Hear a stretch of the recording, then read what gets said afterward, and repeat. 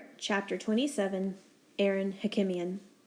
Young man, we've been waiting nearly half an hour, the Dumbledore tells me. You promised to set up the card table for us. We'll get to it, I tell her. We're busy. This old bat has a voice like screeching gears on a truck with a bad transmission. You don't look very busy to me. You're just standing around the snack cart, eating the cookies you're supposed to be passing out. Which is a big job, Bear pretends to be outraged. You expect us to do it on an empty stomach? Chill out, I advise Dumbledore. 5 more minutes. It goes without saying that community service at the Greybeard Motel is about as much fun as sticking your hand in a garbage disposal. The one good thing is you get to mess with the residents. She's been bugging us half the morning to set up an extra card table in the rec room so she and 3 other blue hairs can play bridge. We've been having a few laughs seeing how long we can blow her off. 5 minutes? Try 5 hours. Maybe 5 days. If she doesn't like it, let her set up her own card table. She's built like a sumo wrestler. In frustration, she retreats into the rec room, and Bear and I crack up. Oh, we'll do it for her eventually. You know, right before her head explodes. That's the art to it. Picking the moment to give in just when she's about to report us to the nurses. We help ourselves to more cookies, but Bear tries to hog the last chocolate one, and we end up down on the floor fighting for it and laughing like crazy. The cookie is crushed before either of us can eat it. We're getting back to our feet, brushing off the dust and crumbs when we see him, Chase, striding down the hall like he's on the Amazing Race, in a real hurry to get somewhere and not too thrilled about it. Ever since our fight on the football field, he hasn't been turning up for community service. Not that he's really on it, anyway. I guess he's back, or at least he's back visiting his video star, the nastiest old Dumbledore in a building overflowing with him. Bear, who has amazing sight, spots the bulging pocket first. It looks like he's carrying a baseball, but there's a piece of cloth trailing from the opening. Hey, Ambrose, I call. What have you got there? He ignores me and shifts his path to the opposite side of the corridor. Bear blocks his way. The man asked you a question. Another shift, so I step out beside Bear, and together we block the hall. Chase does exactly what a running back would do on a football field. He puts his head down and tries to blast through us. But we're linemen, and we stop him cold. In a game, I'd be trying to strip the ball. In this case, I reach down, grab the white fabric, and yank.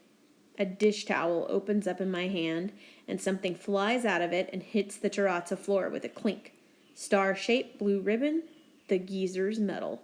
Chase falls on it like he's recovering a fumble. Bear and I go down on top of him. 2/3 of that is ours, I snarl. It belongs to Mr. Solway. He doesn't care, Bear grunts. He barely remembers he ever had it. Get off! Somehow, he heaves us both clear and scrambles to his feet, clutching the medal in his hand. You're not going to win this, man, I tell him. It's not even unfriendly. I'm giving him valuable information. We're taking that medal no matter what we have to do to you. He hesitates, considering his options. During the pause, Dumbledore comes back into the hall. What's going on out here? It's more than 5 minutes. We need our table set up. Now.